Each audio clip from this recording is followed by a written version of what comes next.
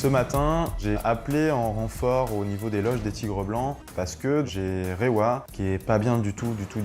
Elle n'est pas du tout agressive et c'est pas du tout un comportement normal. Ça me fait juste super peur. Ouais, Cyril. Tu m'entends? On a un souci avec Rewa. Bon, on voit pas la plaie, ça saigne pas, c'est sur le dos, sauf que là, elle est pas bien, quoi. Tu lui fais du méloxicam, 0,2 mg/kg. Cyril nous propose de lui donner des anti-inflammatoires pour éviter qu'elle se lèche. Il faut absolument qu'elle puisse prendre ses médicaments. Il décide de la garder isolée en loge pour passer une journée vraiment seule et pouvoir se reposer. Allez, Bobo. Aujourd'hui, on a une tâche importante à faire. Boubou s'est cassé un morceau de défense. Bobo down. Là, c'est un peu dangereux parce que Boubou est un animal qui est agressif. Et Bobo. Oui, ça c'est bien, garçon. Il a bien travaillé, l'exercice s'est très bien passé. On finit par le récompenser et l'encourager et c'est très bien.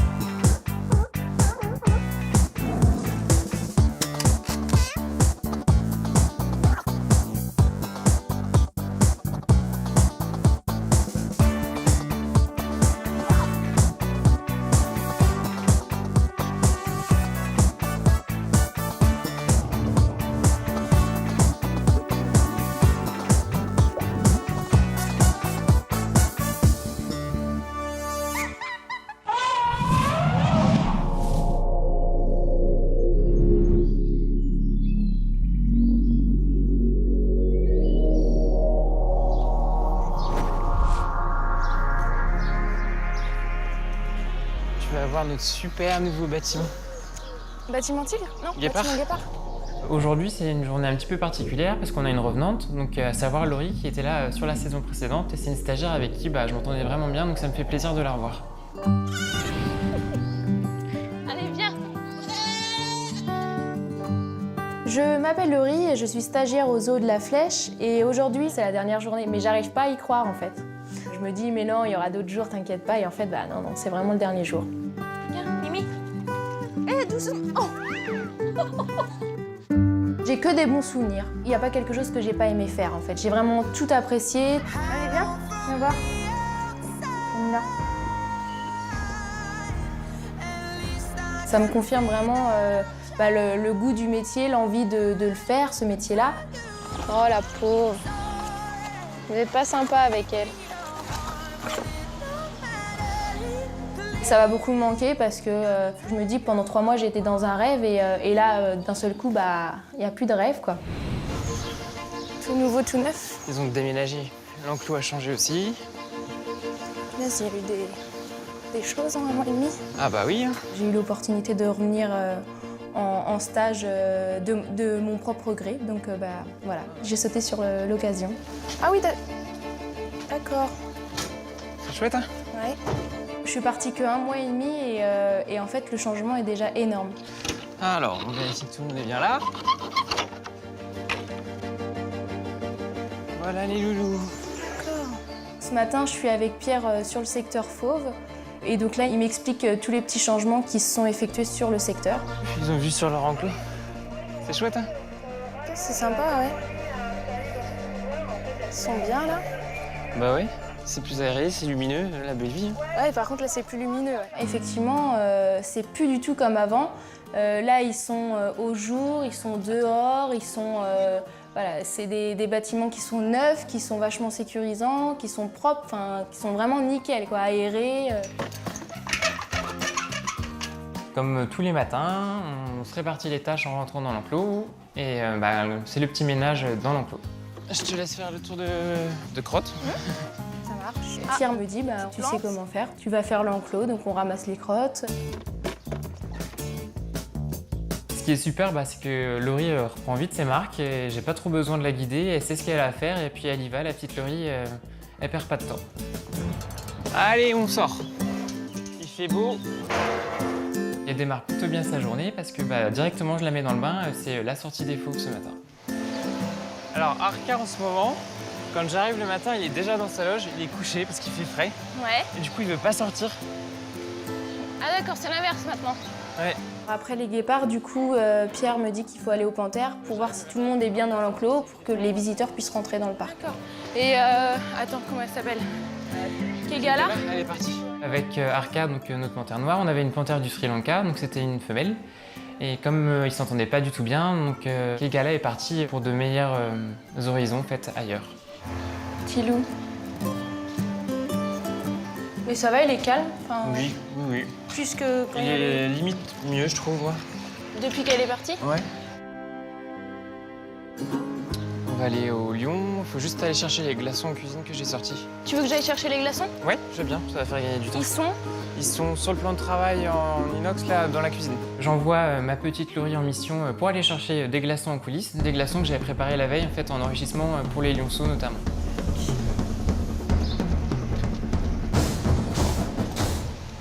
Ah la vache. Ah oui, c'est grossi. Et regardez les petits Blue qui est revenu. Salut les gros chats. T'as vu, on voit bien la différence. Ah, ils commencent à avoir les favoris. T'as vu?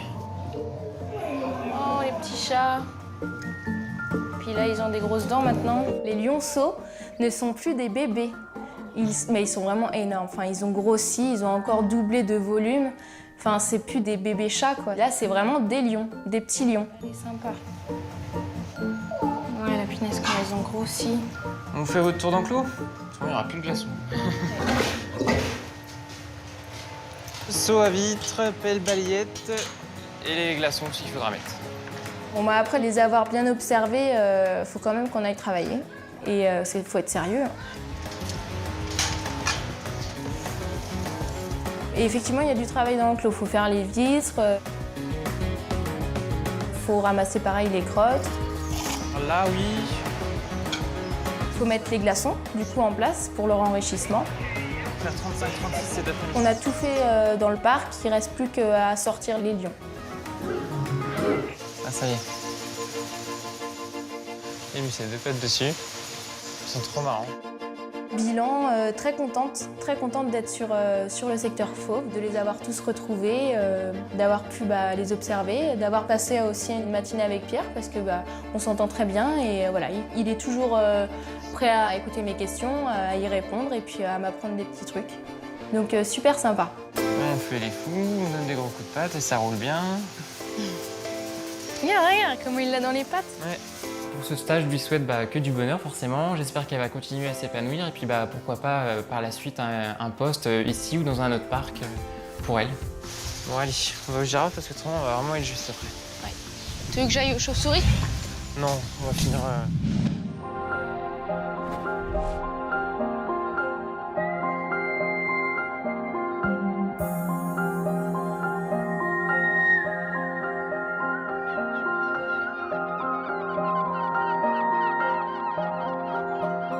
Salut les amis. Hello.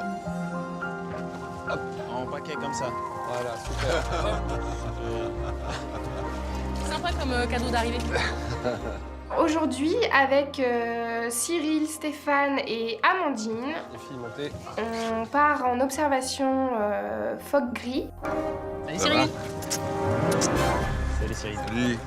Donc ce matin, c'est notre deuxième jour. Le premier jour était consacré à l'arrivée, donc à la navigation. Le deuxième jour, il est consacré au terrain, vraiment, pour aller voir les animaux. Donc pour ce faire, on a rendez-vous avec deux personnes. Cécile, c'est elle qui va analyser les résultats. Donc évidemment, c'est la personne clé du programme. Yannis, c'est le garde du parc marin, c'est-à-dire c'est l'homme de terrain. C'est lui qui connaît le parc comme le fond de sa poche.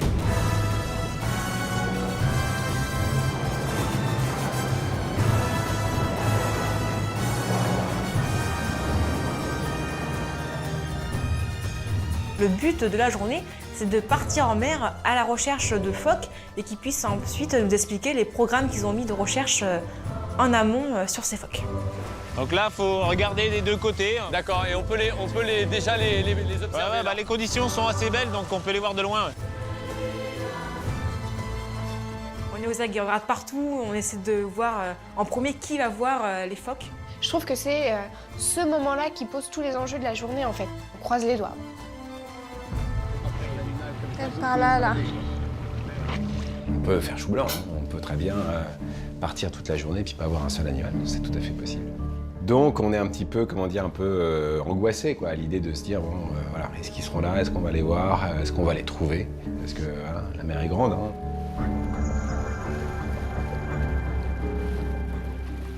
Et là, d'ici, là, qu'est-ce que vous voyez là, d'ici, les gars? Dans l'axe sud-Carbourac, t'as les petits ailerons qui sortent de temps en temps. Ce qui va avoir des dauphins. Ouais. Et puis, c'est le professionnel qui tout de suite, donc c'est Yanis qui tout de suite nous dit, ah, je vois les dauphins, ça y est. Tu vois, sur la gauche aussi, t'en retrouves, donc en fait, il y a un beau groupe là. Il y a de l'aileron là. Ah oui, c'est clair qu'il y a de l'aileron là. Grande surprise pour nous, ce ne sont pas des phoques que l'on voit en premier, mais une petite colonie de dauphins. On peut essayer de s'approcher d'eux ou... En fait, quand tu croises du dauphin, il faut surtout garder ton cap. Ah, d'accord. Tout le monde est comme ça et tout, on a pourvu qu'ils partent pas. On est encore là, j'estime qu'à ce moment-là, on est à 3000 nautiques d'eux, donc c'est pas très loin, mais il faut y aller. Le mieux, c'est de pas accélérer. Ils sont là, ils sont sur les traves du bateau. Hein. Juste là. Regarde, là. Là, ils sont là. Et puis t'as le reste du groupe arrive et il y a des petits. Allez, il y a les bébés. Là, quand ils ont cette grandeur-là, ils ont quel âge à peu près? Ils ont au moins 6 mois peut-être là. Il est tout petit, il est tout mignon. Ça c'est super de voir des bébés dauphins qui sont collés comme ça, touche comme ça avec la maman. Oh, les sauts qu'il faut. Oh là. Cette rencontre, elle a lieu dans les deux sens en fait. C'est à la fois les hommes qui vont à la rencontre des dauphins, et c'est les dauphins qui vont à la rencontre des hommes. Fantastique. Fantastique. Oh là. Oh le bonheur. Ah, c'est trop bien. Forcément, le dauphin, je pense que tous petits, on rêve tous d'approcher un dauphin dans sa vie. On est dans un moment de grâce. Enfin, moi, je trouve que c'est un moment de grâce. J'ai vraiment envie de regarder les dauphins dans les yeux. On a cet échange-là. On voit les dauphins qui se tournent et qui nous regardent en fait. Qu'est-ce qu'ils sont gros. J'observe et je me sens mais tellement ridicule, tellement toute petite. Ah non, mais là, moi... Eh bien, on y est, là, non? Je suis... mais... Cette taille, c'est juste... Et donc là, je vois Béré qui commence à avoir des larmes aux yeux. Les émotions, les sensations... Là, il n'y a pas de mots, en fait. J'ai pas de mots. Je me sens peut-être intimidée, en fait. Je la sens submergée et envahie par l'émotion. D'autres personnes aussi, du reste. C'est juste top. Il y a des échanges de regards entre nous aussi, où on se dit mutuellement, sans se le dire en fait. On ne le verbalise pas, on ne le dit pas, mais ouais, on se dit en fait, quelle chance on a d'être là tous ensemble. Ça donne encore plus de valeur et de sens à tout ça. Voilà, quand c'est partagé, c'est encore plus fort. Oh là. Il y a une forme de fascination totalement inexplicable. Voilà. C'est dommage qu'il fait gris. Ouais, mais ça gâche rien. La mer reste assez calme, mais le ciel est un petit peu plus gris, ce qui donne un côté encore un petit peu plus mystérieux, je trouve, parce que la limite entre la mer et le ciel s'estompe un peu. Il y a un côté un peu plus surréel, je trouve, un peu plus mystique, en fait.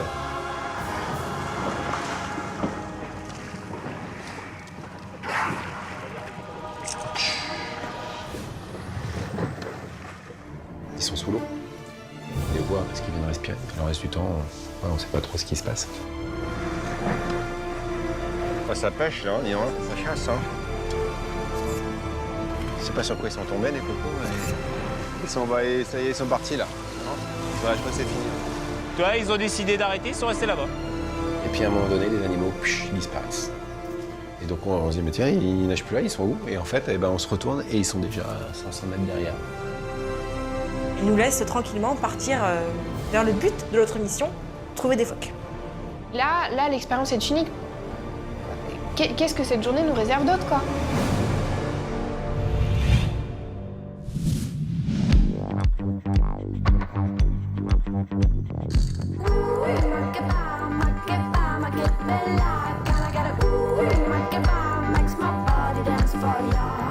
Ooh,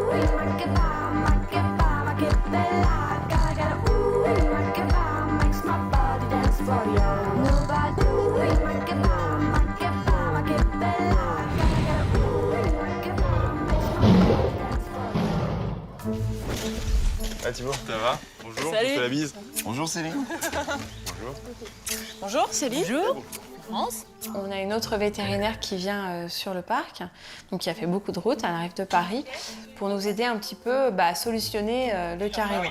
On va rentrer au Tigre Blanc, alors avec moi, Anthony, Thibaut, Florence. En fait, Cyril est en déplacement et donc pour Rewa, il a fallu qu'on fasse venir Florence Olivet, qui est notre vétérinaire un peu consultante sur tout ce qui est sécurité déjà, et en plus qui est une excellente vétérinaire, donc voilà, on l'a fait venir pour qu'elle puisse intervenir sur Rewa si besoin. On va peut-être y aller juste entre nous, tranquillou. Allez-y tous les trois. Voilà. Florence décide de rentrer dans le bâtiment avec Thibaut et Céline. Nous, on reste en retrait pour constater l'état de l'animal. Florence va déterminer ce que l'on doit faire en fonction de Rewa. Et peut-être qu'on devra l'anesthésier et du coup ensuite avoir une action, quelle qu'elle soit, mais au moins sur sa blessure, dans la loge avec elle. Coucou mon bébé. Moi toutou. C'est nouveau. C'est quelqu'un de très sympa. Moi bébé. Rewa, Florence Rewa. Donc ça c'est son comportement normal.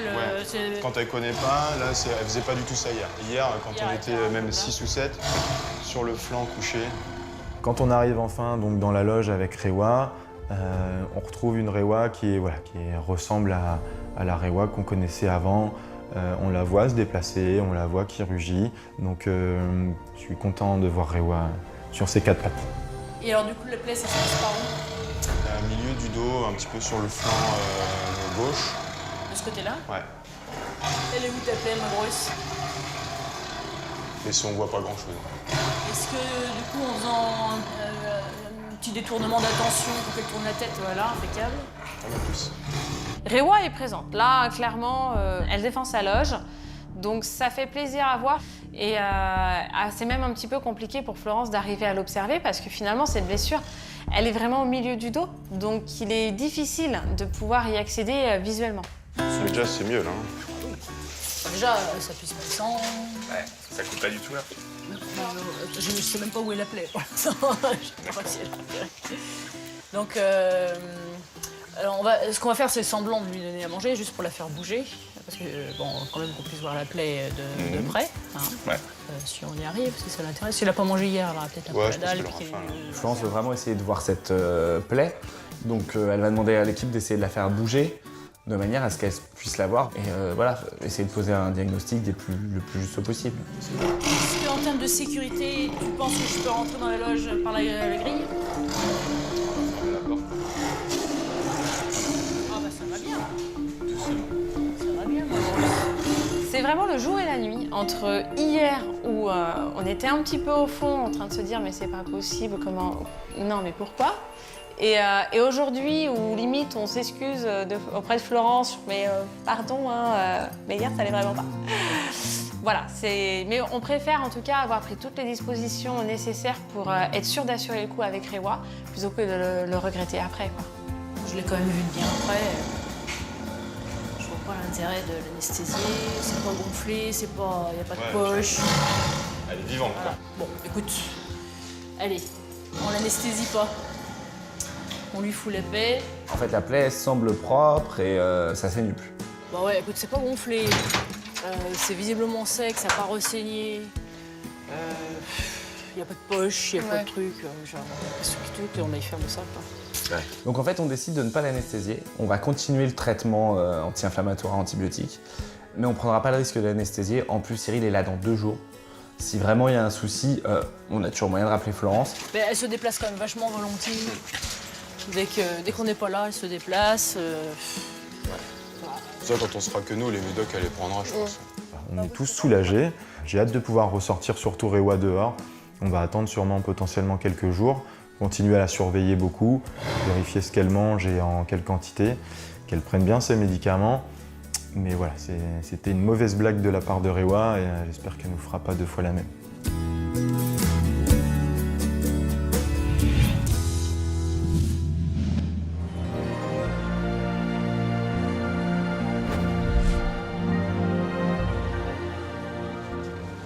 Vas-y, Amandine. Vas-y, à l'arrière, tranquille avec nous. Cécile et Yanis. Toute l'équipe monte à bord de ce petit bateau et direction les îlots où on a le plus de chances d'observer les animaux. Donc en fait, on est vraiment au cœur de leur territoire. Oh, qu'est-ce que c'est beau! Puis ce qui est sympa ici, c'est que c'est vraiment très éclaté, si tu vois. Très sauvage. Quand on est... Un spectacle sauvage comme celui-là, parce que là, c'est la nature sauvage, c'est des sensations en fait. T'as un cormoran en train de se sécher les ailes, c'est joli. C'est ce qu'on voit, ce qu'on sent évidemment. On est en pleine mer, les phoques aussi sentent une odeur quoi. Oh la vache, ça sent, hein. Là, franchement, ça sent vachement fort. Ah bah là, il y a un phoque, là. Ouais, il y a un phoque justement. Là, dans l'eau, là. Tu vois les têtes qui sortent de l'eau.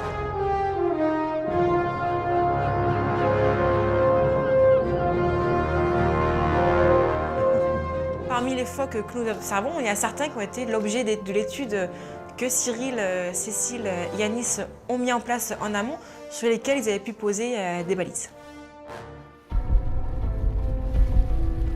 Quand on passe devant, ouais, pas de... Ouais, pas de bruit par contre, hein, quand pas on de passe bruit, devant pas les de... amis. Hein. Pas de bruit, pas de mouvement, pas de... Regarde, phoque là, on est un peu réveillé, Pépère. Ouais, on l'a un petit... Et Ah, hop là. Là, il a pas... Ouais. Les phoques, c'est peureux, donc ils observent beaucoup, ils se méfient. On se rapproche un peu plus, en douceur, progressivement, pour pas les effrayer. C'est chouette. Ils regardent, ils se tournent pour regarder, mais pour l'instant, ils sont assez tranquilles. Ouais, ils font la banane. Donc on observe des rochers, et puis il y a des bananes sur ce rocher. La position de la banane, c'est une position de repos pour les phoques, où ils sont vraiment dans cette position-là. La tête relevée, les nageoires arrière relevées. C'est vrai qu'il est beau, hein. Donc là, c'était la première fois que je voyais des phoques gris, et ça ressemble à... Je suis désolée pour eux, mais à une grosse patate allongée avec des petites nageoires qui dépassent et des petites moustaches. Et ça, c'est vraiment... c'est-à-dire, c'est la sieste, quoi. On se met sur les roches et ouais, à digestion, d'accord, ok. Ils sont énormes. Il y en a des balèzes. Moi, je les trouve... J'adore les phoques. Et alors, les observer en milieu naturel, c'est génial. Là, on voit bien la différence entre mâles et femelles. Les mâles, quasiment tout noirs, et les femelles blanches avec des taches noires. D'accord. Les petits amours. Ah oui, t'en as plein derrière. Regarde le gros mâle là, qui nous regarde, regarde le gros mâle. Hein. Waouh, oh, c'est merveilleux ça. Oh, qu'est-ce que c'est beau.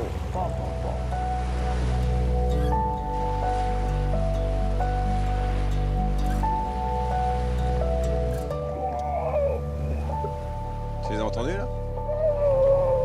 C'est juste génial, ce cri de phoque. Qui a un petit côté sirène, un chant de sirène en fait, je trouve.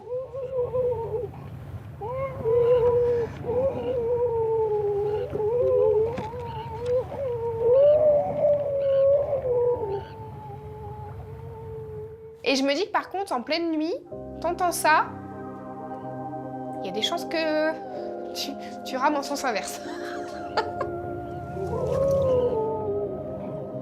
Mais on comprend qu'il y ait pu y avoir des légendes sur en mer, les animaux rencontrés et tout. Enfin, je me dis, un marin d'il y a de ça plusieurs siècles en arrière, il entend ça en pleine nuit, qu'est-ce qu'il imagine, quoi?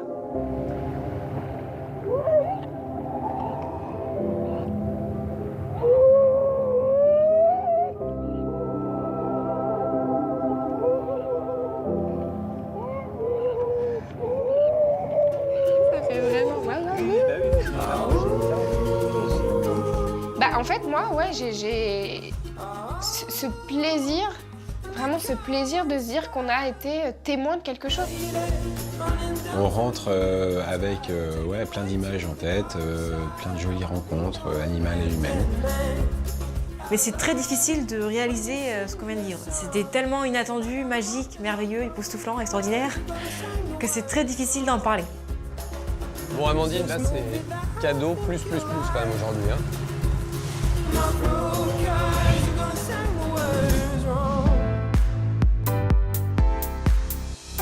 Show me to a higher place.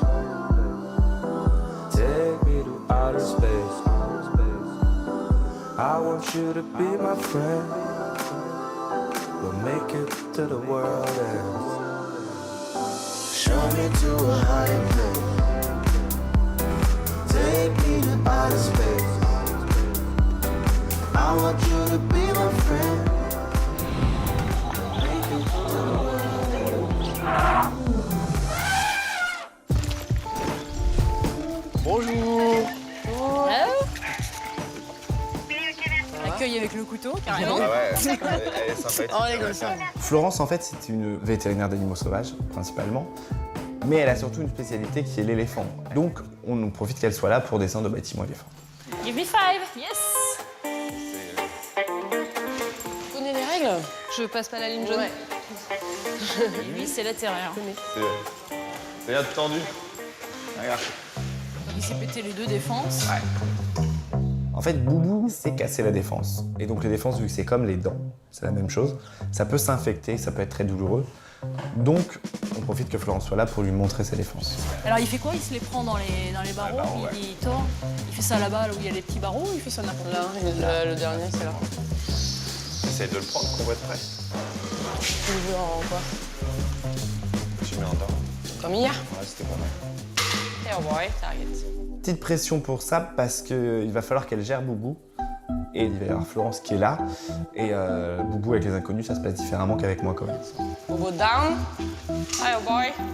Down. Ce qui est prévu, c'est que je tienne Boubou en target tête, que je le place. Et en fait, l'idée, c'est que Florence constate et nous donner son avis sur le cas Boubou. Et Steve. Il est? Hey, boy.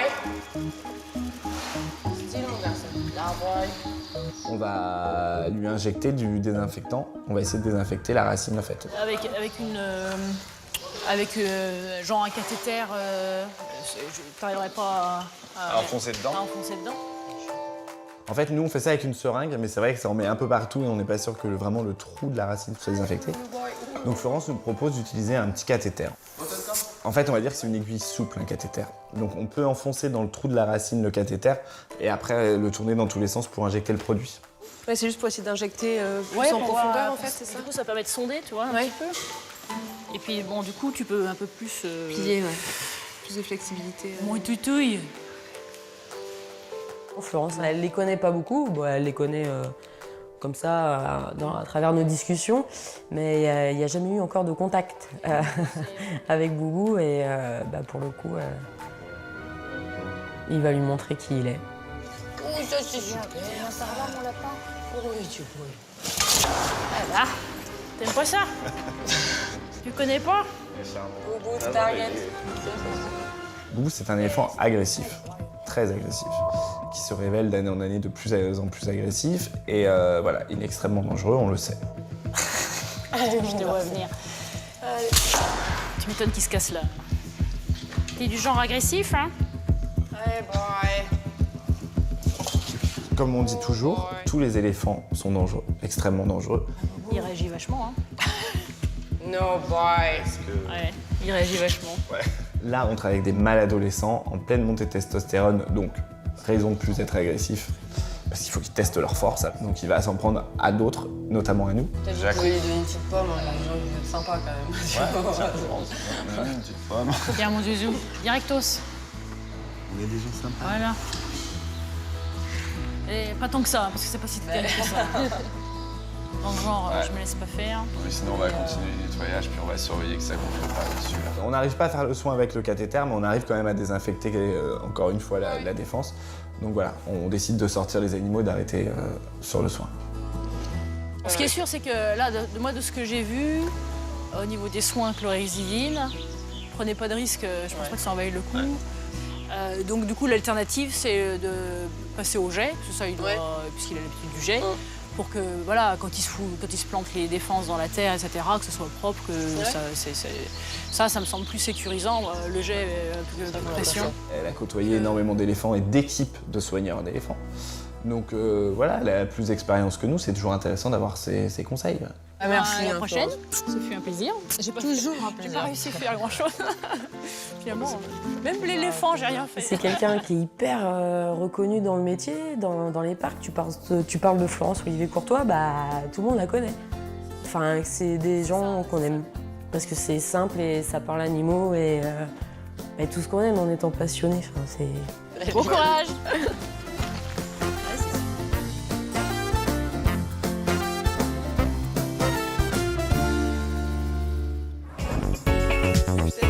Nous avons des animations à gérer au niveau du complexe aquatique, notamment l'animation des hippopotames.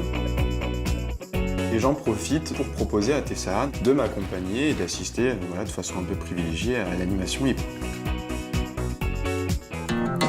C'est la canicule, il fait très chaud, il fait vraiment très chaud.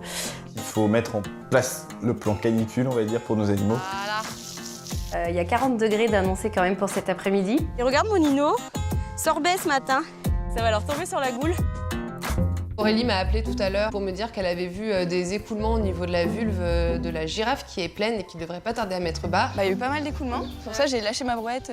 Tout le monde observe énormément les girafes parce que voilà, on veut vraiment être sûr que tout se passe très bien pour la mise bas.